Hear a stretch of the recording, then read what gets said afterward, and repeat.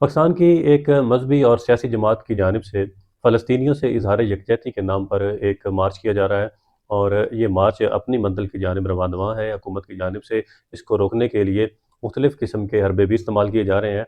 इस वक्त जो सबसे बड़ा सवाल किया जा रहा है और एक हैरत का इजहार भी किया जा रहा है, वो इस मार्च की टाइमिंग है। मुझे तो ये नहीं समझ आती कि फ़लस्तीन के लोग खुश हैं एग्रीमेंट से, जी, मगर कुछ लोग कहते हैं कि नहीं, हम खुश नहीं हैं। जो स्टेक होल्डर है वो खुश हैं।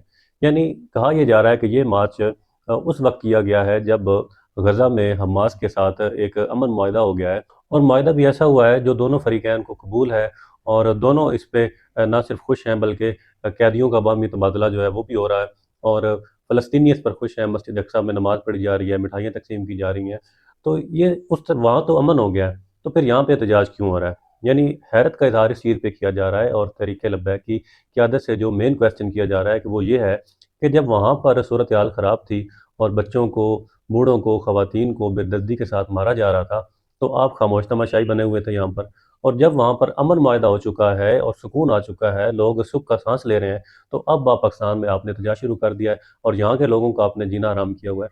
तो ये एक ऐसा क्वेश्चन है जो मुख्तलिफ़ सियासी जमातों की तरफ से किया जा रहा है और कुछ मज़हबी रहनुमाओं की जानिब से भी किया जा रहा है और उनको इस एहतजाज को और इस मार्च को ख़त्म करने की भी अपील की गई है। ये वो सवाल हैं कि जिनका जवाब मैं तो नहीं दे सकता, ये तहरीक लब्बैक की क़यादत ही दे सकती है।